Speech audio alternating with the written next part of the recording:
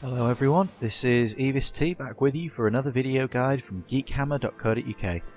This time we'll be facing off against the very final boss of Final Fantasy XIII, Orphan, in his second form. Now this is one boss where you really don't actually need to cast Libra. He doesn't have any sort of special abilities or anything like that, apart from being completely immune to magic and completely immune to physical attacks. So it of course begs the question, what the heck do you do to beat him? The answer is actually pretty straightforward. As you can see, even though he's not taking any damage, you can still build up his chain gauge. Once Orphan is staggered, then he's actually vulnerable to both magic and physical attacks. It's also worth pointing out you can't debuff him at this point because he's also immune to the magic. The reason that I'm actually trying to debuff him at the moment is that my main buffing paradigm is Supremacy, which has the Saboteur and two Synergists. So I'm just trying to build up the chain gauge at the moment. Once all my buffs are up, I go into Relentless Assault. You don't really need the buffs. Haste is still pretty much necessary, because it always is in a boss fight. But Orphan just doesn't seem to do that much damage, so you don't need the defensive paradigms. The offensive paradigms are very useful, but it takes a while for the Synergists to start casting those because they always go through the defensive ones first. This comes down to a matter of personal preference. If you're playing very aggressively, like you should be if you want to 5-star this, it might not be worth doing any buffs beyond basic haste. You can see I'm using Diversity here to keep my hit points up whilst I attack. And there we go, Orphan is staggered and is now actually vulnerable to damage. Orphan has surprisingly little in the way of hit points, so you should be able to chew through them fairly quickly. Most of the time you should be able to get through him on the second stagger, the third at a push. If you're taking more than 3 or 4 staggers to kill him, then you're doing something wrong. You may have noticed that the leader of the party gets a Doom counter on them, as per the Eidolon battles. It would be very nice to actually have Orphan as an Eidolon, that would be very interesting, but sadly that's not to be.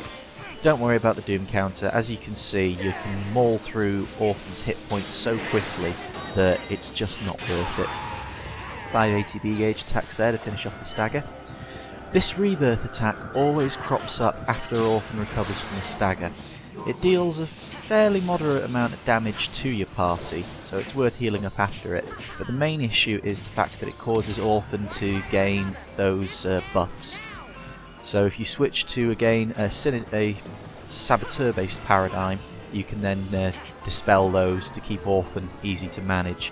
You don't need to dispel them, especially if you've been grinding before you come into this boss fight, as even with the buffs, Orphan's not particularly dangerous, but I do it anyway just for the sake of making sure that the party's safe.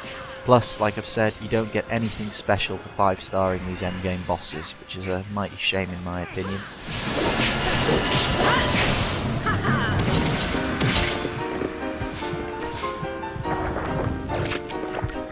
As far as I can tell, that kaleidoscopic ray can actually cause slow on your party, but because I've always got haste in place, all it ever seems to do is slow them. All it ever seems to do is remove the buff. Again, very little damage, so there's no need to worry too much about it. Orphan's basic attack where he sends out the sweeping tentacle. Again, very little damage, even less if you have Protect in place. The only problem is that it causes all your characters to be launched, losing you a few valuable seconds of DPS.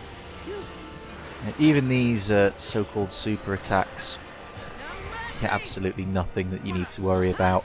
Orphan just seriously can't hurt you that much. Again, that attack was nothing more than a debuff. With 2 Synergists, you can get your buffs up very quickly, assuming you want to even bother. Does eternity not entice you? I'm playing this battle far more defensively than I should, far more defensively than I even normally would.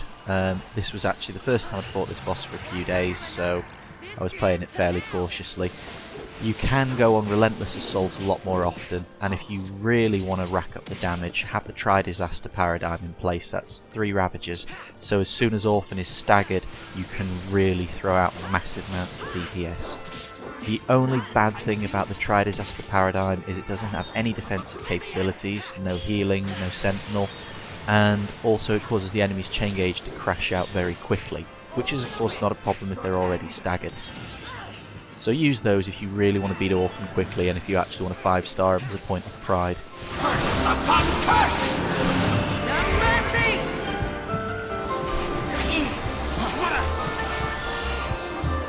If you have a commando in the party, it's always worth switching to the commando towards the end of a stagger, because those 5 ATB segment attacks like High Wind, Fang really do inflict a lot of damage.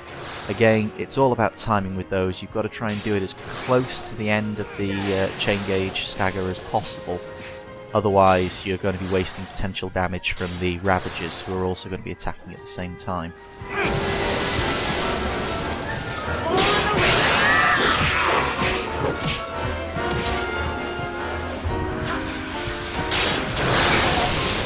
Beyond that, there's really not much more to say about this boss fight. Just keep on the pressure, keep buffs up if you want to, just make sure to keep staggering him. Relentless Assault is perfect for that. You can switch to Try Disaster when his chain gauge is about 75% full, that should push it the rest of the way, and then you can be delivering a lot of DPS from there on out. If you would like a written companion to read whilst you're actually fighting this boss, there's a link in the actual description for this video. So, that's it. Thank you for watching, and good night.